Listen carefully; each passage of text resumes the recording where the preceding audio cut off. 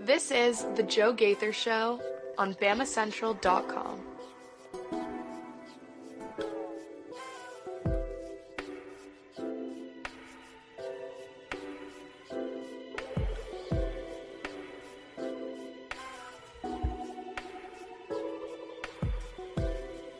Good evening or night, Tuscaloosa. This is the Joe Gaither Show on Bama Central and BamaCentral.com. I am live here at the SEC Media Days, and we have had a very, very busy 2 days covering all things SEC Media Days, listening to Nick Saban talk, listening to Lane Kiffin. We had a lot of fun today with Kirby Smart, Josh Heupel.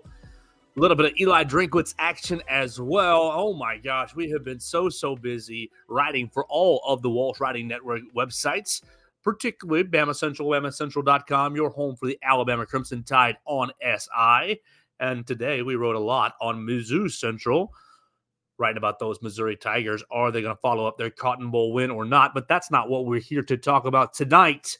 We're going to wrap up day number 1 and day number 2 of SEC Media Days and kind of set you up for tomorrow. Tomorrow, the superstars get going tomorrow at SEC Media Days. The Alabama Crimson Tide gets kicked off at 9 a.m. tomorrow right here at the Omni Hotel.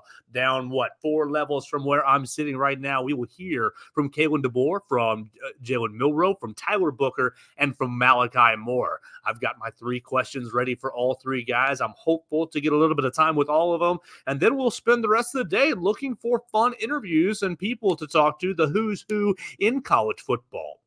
But first, we do want to recap the first 2 days of SEC Media Days. We're going to talk about Nick Saban, what he said about the Alabama Crimson Tide, why he did not pick Alabama to win the SEC.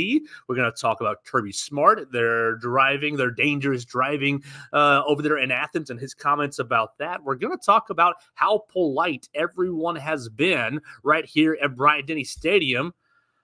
Not Bryant-Denny Stadium, right here in the Omni Hotel. And then we're also going to talk about the Tennessee Vols and much more. Lane Kiffin and his recruiting philosophy. That's right. Everett Osmer is commenting on Facebook, Twitter, and on YouTube. He's on Facebook while you're on at night. Yes, it is late at night, and we apologize for that. We have just been running around the Omni Hotel trying to do a lot of different work on the website. So we appreciate everybody watching us in the evening right here, or you watch this on playback on the Bama Central YouTube channel, or you downloaded, rated, and reviewed us on your favorite podcast platform, Spotify, Apple Podcasts, and on Amazon. And to that end, we need to start our show by thanking Purple Turtle Roofing. Purple Turtle Roofing is the most reliable residential roof replacement company in Alabama and in Mississippi.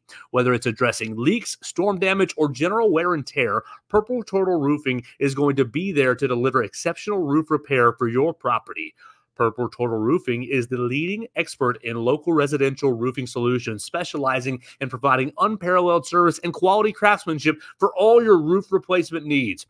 Call Dustin Foley and his team today at 877-PT-ROOF-5 for your free roof inspection if you're in Alabama or in Mississippi. That's 877-787-6635 to schedule your appointment, and one of their qualified employees will come check out your roof for free and make sure you're prepared for any of life's storms. I heard it was storming in Tuscaloosa today, so make sure you're prepared by calling 877-787-6635 or visit Purple Turtle Roofing at www.roofturtle.com. Let's get it going by talking about Nick Saban. Nick Saban on Monday was basically the star of the show. It wasn't Lane Kiffin. It wasn't Vanderbilt. It was Nick Saban. And really, let's just talk about the main comment that caught a lot of our attention. He picked Texas and Georgia to play in the SEC championship game this year. He picked 2 of his disciples. Okay, we got to get inside the mind of Nick Saban and ask ourselves, one, why'd you pick against the Alabama Crimson Tide? And I think there's several reasons that he did that.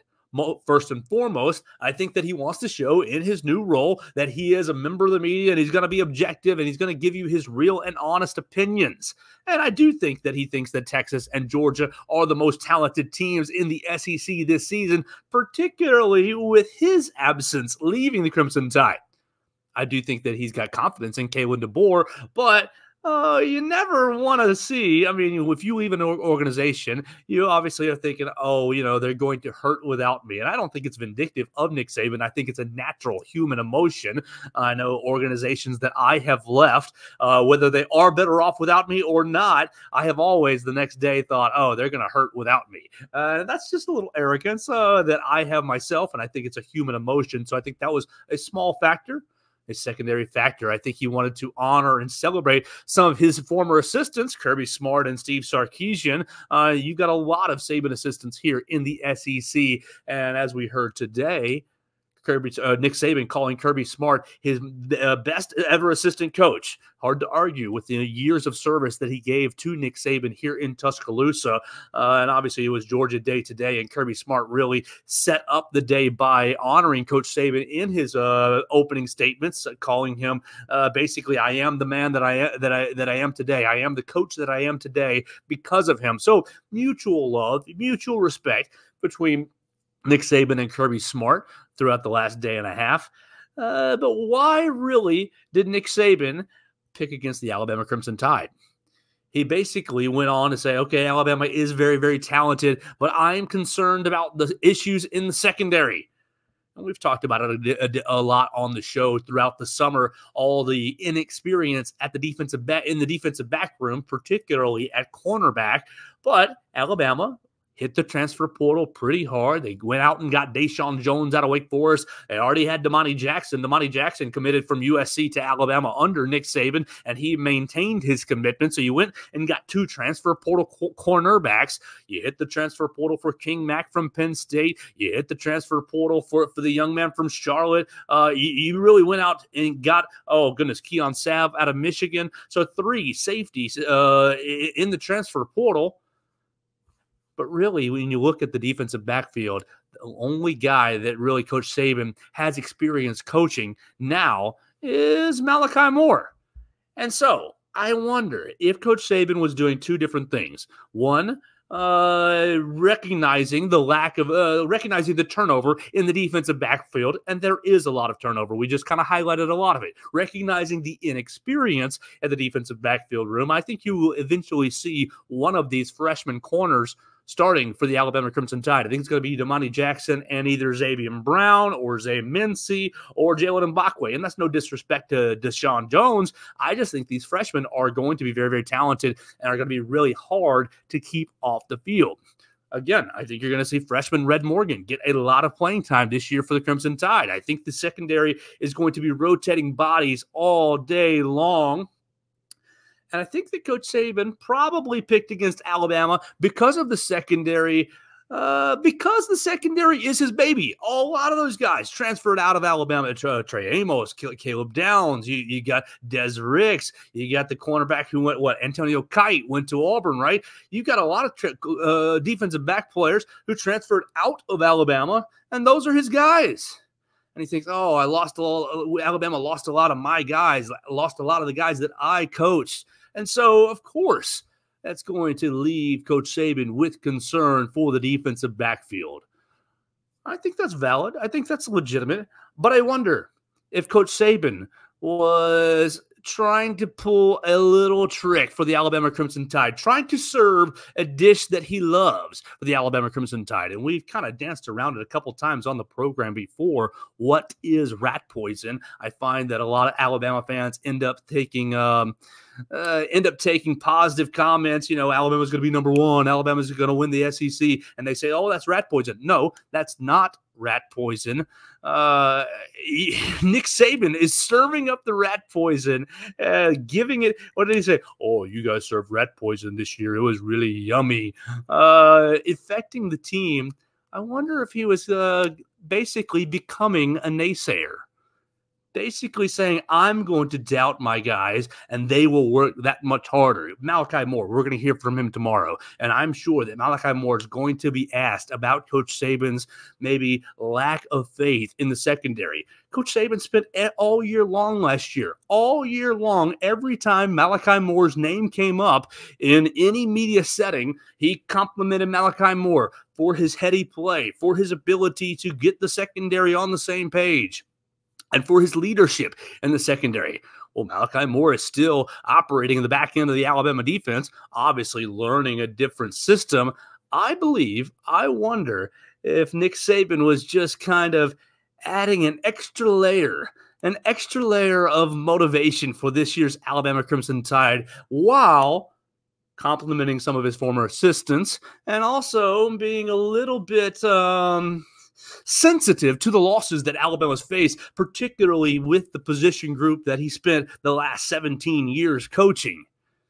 Is Trey Amos a huge loss for Alabama? Yeah, sort of. Is Caleb Downs a big loss for Alabama? We won't undersell that. Absolutely. He is one of the best defensive backs in the country, playing safety for Ohio State. But you went out and you got guys who are very talented. Damani Jackson, former 5-star recruit. Keon Sabb was a really, really talented player at Michigan last year. National championship winner. I think that Alabama went out and got a lot of talent. It leads back to what my biggest question is, and we addressed it on the Friday program. What my biggest question is for the defense is how quickly the Alabama Crimson Tide will get to 100%, will operate, will become reactive as a defense instead of, okay, I'm hearing the call, whether it's, cover 3, cover 2, cover 1, and I got to think about it. This is my man. I've got number 1, I've got number 2, I've got number 3. Now, how quickly will Alabama in the 4-2-5 swarm defense under Kane Womack get to a place where I hear the call, it goes in my brain, my body knows exactly what to do, I am operating at 100%. And so that's my biggest concern and question mark. It's not the talent level in the defensive backfield. It's not the talent level even on the defense. It's how quickly they will basically go from hearing the assignment, hearing the play call, to knowing the assignment and making it second nature. So Nick Saban serving up a little yummy rat poison for the Alabama Crimson Tide, and surely Jalen Milroe, surely Tyler Booker, and particularly Malachi Moore will be asked about it tomorrow downstairs in the Omni Hotel right here at SEC Media Days. That leads me to Kalen DeBoer. On Friday, we talked about what is your biggest question, and I talked about rotations and how Alabama is going to use its depth on offense. I think Alabama has elite depth on offense. You've heard coaches in the last 2 days talk about competitive depth, and I think Alabama absolutely has competitive depth. But a friend of mine, and you guys can leave your comments as we still have several hours until we hear from Alabama tomorrow morning. You can leave your comment. A friend of mine sent me a question. And you can always do so on Facebook, Twitter, YouTube. Hit me up in any of the DMs.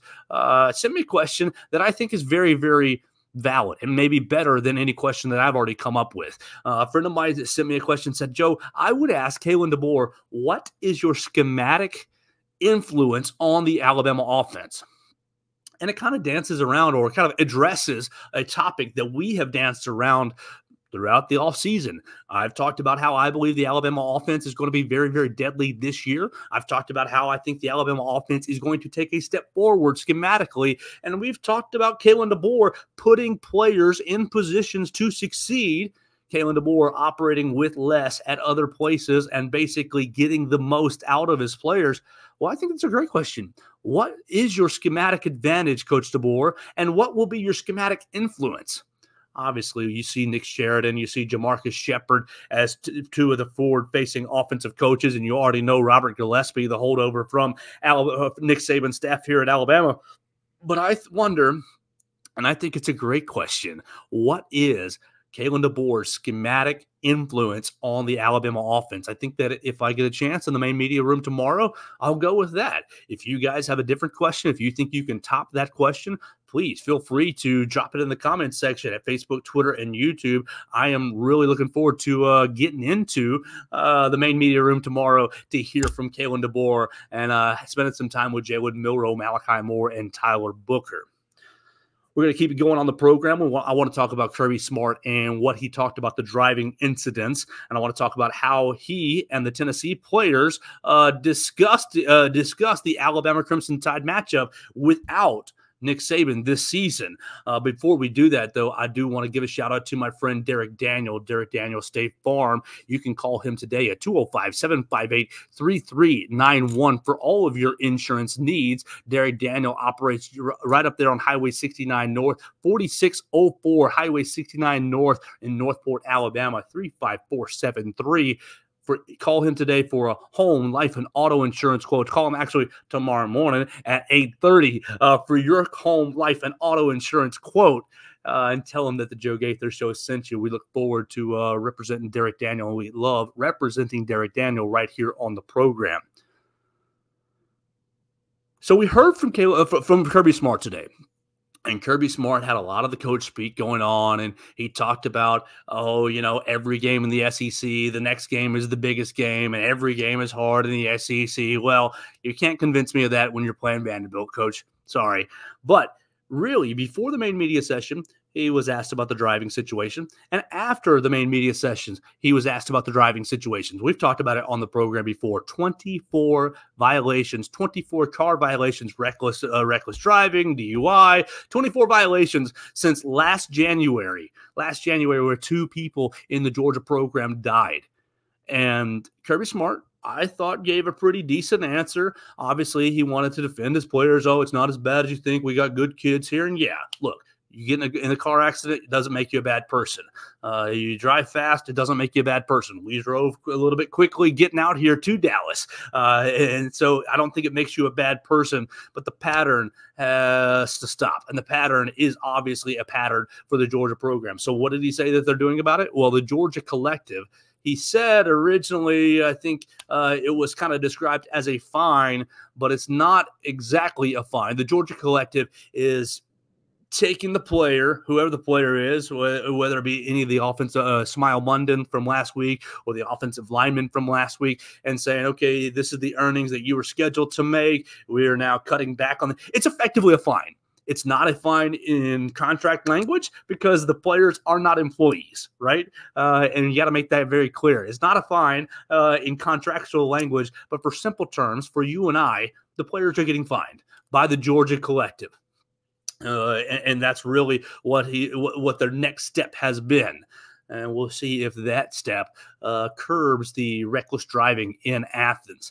But for Kirby Smart and Josh Heupel and the Tennessee players that we got to talk to today on the field, they're going to be experiencing a little bit something different. The last time that Georgia came to Bryant-Denny Stadium was 2020, the COVID season. You had 20% capacity, and Georgia loses to Alabama right here in Bryant-Denny Stadium. All right, you fast forward and you've played Alabama a couple times since. Obviously, congratulations. Georgia beats Alabama for the 2021 national championship up there in Indianapolis. But most recently, in December, Alabama wins the SEC championship game. It's going to be a very different feel for this coming season right here in Bryant-Denny Stadium. But Coach Kirby Smart said nothing's going to change. Nothing's going to change from a Georgia perspective. We're going to go into Bryant-Denny Stadium, and it's going to be a great game between 2 great programs. And then you heard from the Tennessee players. I got to talk to Amari Thomas, defensive lineman, who was a big part of the Tennessee win in Neyland Stadium. Got himself a sack on Bryce Young, got 2 tackles, and obviously they broke a 15-year streak up there in Neyland Stadium. And he admitted, yes, the 3rd Saturday in October is a huge game.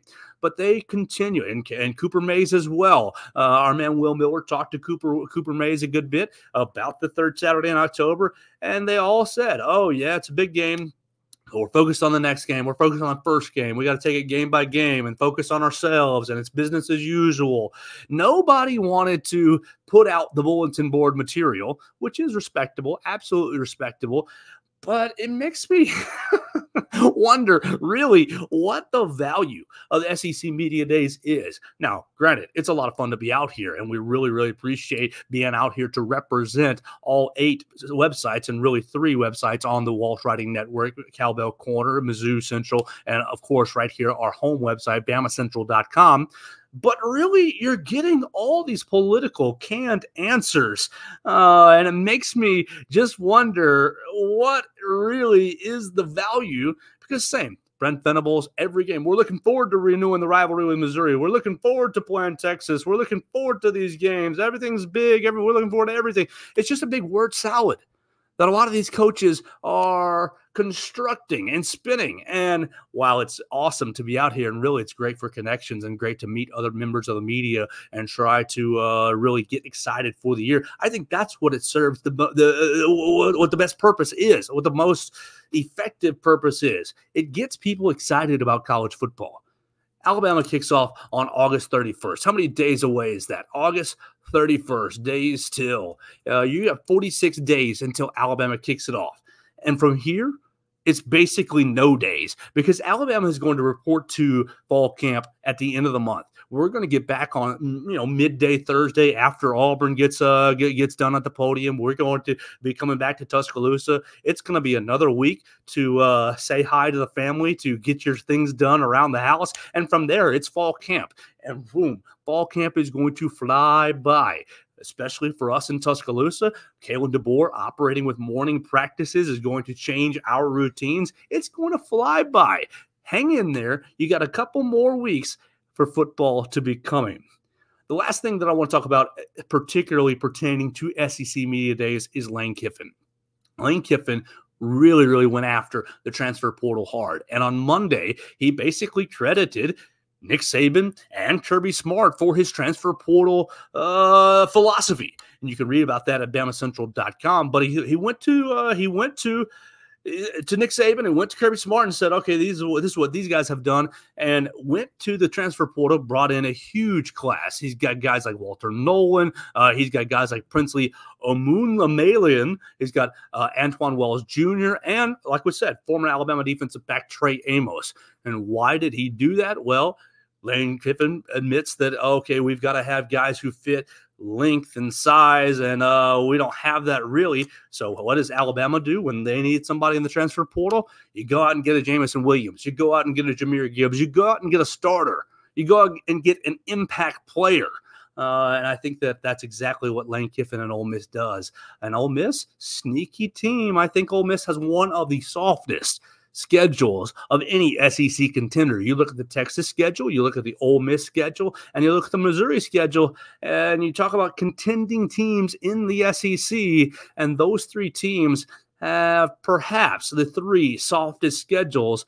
And I think that you will see maybe scheduling balance become a major factor this year when you talk about divisionless SEC. It's going to be very important who you play and where you play them. Obviously, from an Alabama perspective, you've got Georgia right here at home. You're going out to Oklahoma. You're going up to Tennessee. You're going down to LSU. Big road games right there. And so it's going to be very, very interesting to see how the schedule falls and breaks for each of these contending SEC teams. It brings me back to the very beginning. Nick Saban basically picked Texas and Georgia to be in the SEC championship game, but Georgia has a very difficult schedule coming to Tuscaloosa and going to Texas. I think that that's going to be a real challenge to play on the road, and if you split those games, then it's going to be really dependent on what the other two teams do. You split those games, you beat, let's just say you beat Georgia, you beat Alabama, you lose to Texas. Let's just roll the dice and say it that way. Well, you lose to Texas, you're going to be dependent on what Texas does the rest of the year. And maybe each school is going to be one loss, and boom, you find yourself back in the SEC championship, a rematch with Texas and Georgia, and this time it'll be over in Atlanta. But vice versa, you lose to Alabama, you go out and beat Texas. Well, you're going to be dependent on that Alabama schedule. Does Alabama go up to Tennessee and lose? Does Alabama go down to LSU and lose? And what happens with that third team? Missouri, maybe. Ole Miss, maybe. Does that third team keep you out of the SEC championship? I think the schedule is really, really going to determine the outcome of the SEC championship this season. And so for Ole Miss and for Missouri and for Texas, I think that those three schools are kind of waiting to pounce on the opportunity to that is their easier schedule amongst the contending teams. So let's round this out. Let's round this out with EA Sports College Football 25. Obviously, I have not played the game yet, and if you've listened to the show at all, you know that I'm not really going to be playing the game. It came out on midday Monday if you guys paid the extra price. But what we will talk about are some of these ratings. All the ratings have come out for the Alabama team. And what's the first thing that catches my mind? I just went over it with my friend Will Miller, who's patiently hanging out with us as the evening is waning on. I'm looking through this list of Alabama football players, and of course, I'm seeing Jihad Campbell, I'm seeing Jeremy Bernard, I'm seeing LT Overton, and I'm seeing just the who's who. But I'm scrolling down, and I'm asking myself, EA Sports, who is LaMarcus Fox? Who's this guy, Bobby Walker-Smith? Come on, EA Sports, who are these guys? Let's keep going. There's a couple of more on here. Who is Tavon Bennett? Who is Simeon Patrick? EA Sports has spent all this time, right? All this time and energy. Who is Hakeem Taylor? Who are these players? Who is Derek Vincent Douglas? What are we doing, EA Sports? You spent all this time. You've hyped up this game so much, but you've got players. And I guess the only explanation is these are randomly generated players. Abdul Wynn, Garrick Sanders. Who the heck are these guys? Durante Basher. You've got everybody that I just mentioned is on the EA Sports football game on the Alabama roster. Are these guys real players? No. Do these guys exist in the scheme of reality? No, they're not even college football players. They're just NPCs, non-playable characters. Obviously, you can play with them if you want to, but it just caught my eye. The first thing right here, going through this roster, caught my eye. You've got about 6, 7, 8 players that don't exist.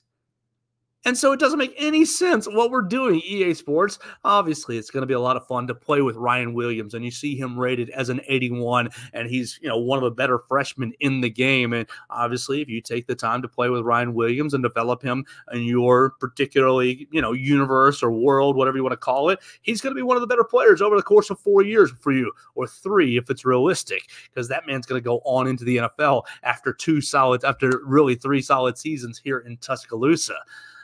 I think the game looks a lot of fun. You've seen a lot of gameplay coming out, but EA Sports, just very, very strange to me that you have put all this time and all this energy into making a realistic college football game, and that's what it seems like you have done by getting the right copyrights, getting the right logos, getting the stadiums right, but you tamper or taint or contaminate your roster, contaminate the realism by adding 7, 8 players that don't actually exist.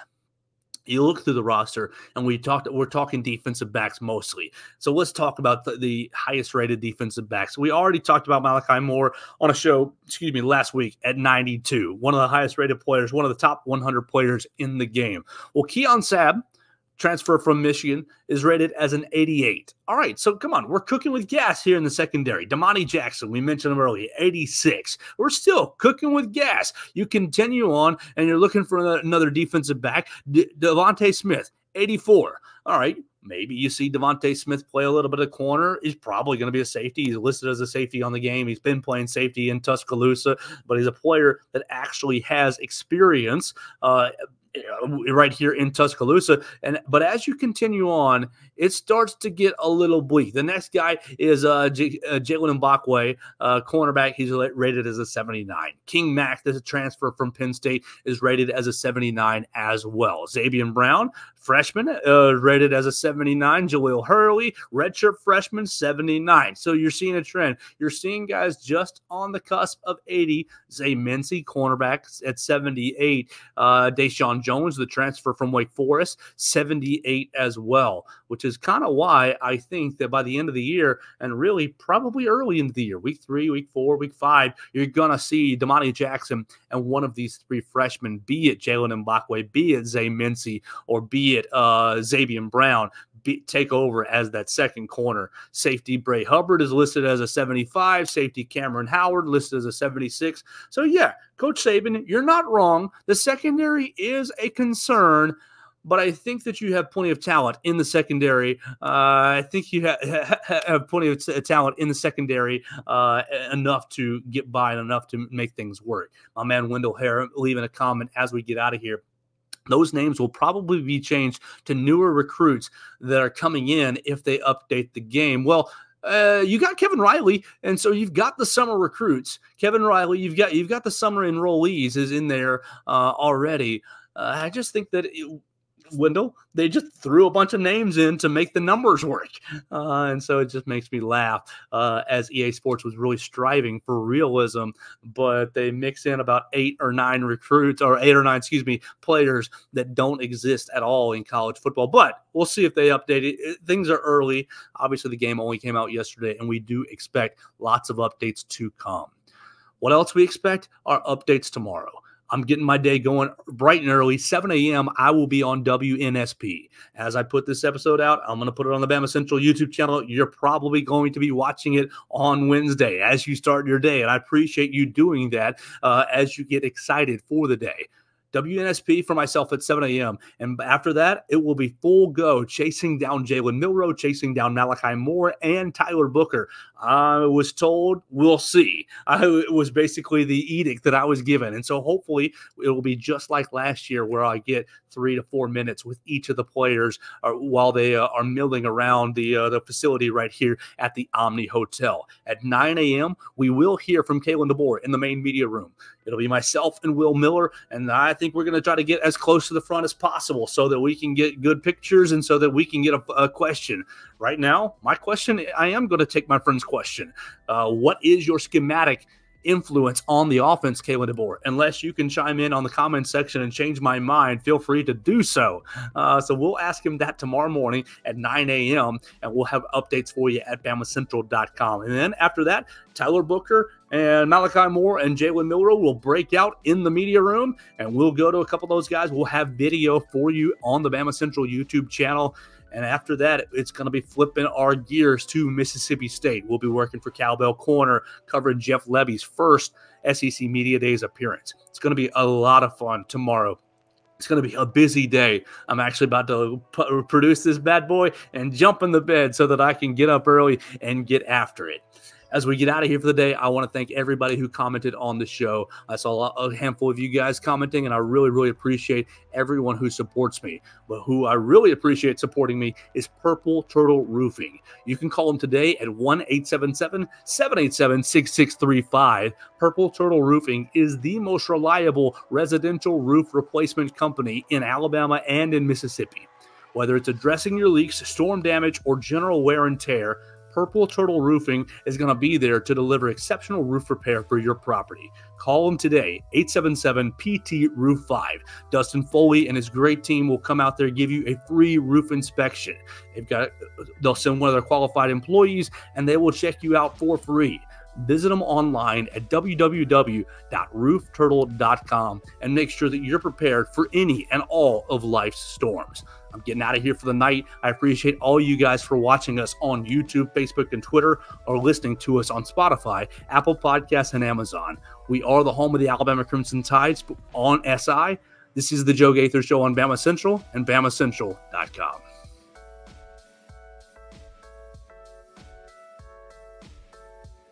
Thanks for joining us on today's edition of the Joe Gaither Show on Bama Central. Keep up with Joe on all his social media pages at Joe Gaither6. Subscribe, rate, and review the show on Spotify and Apple Podcasts, and be sure to read us daily at BamaCentral.com.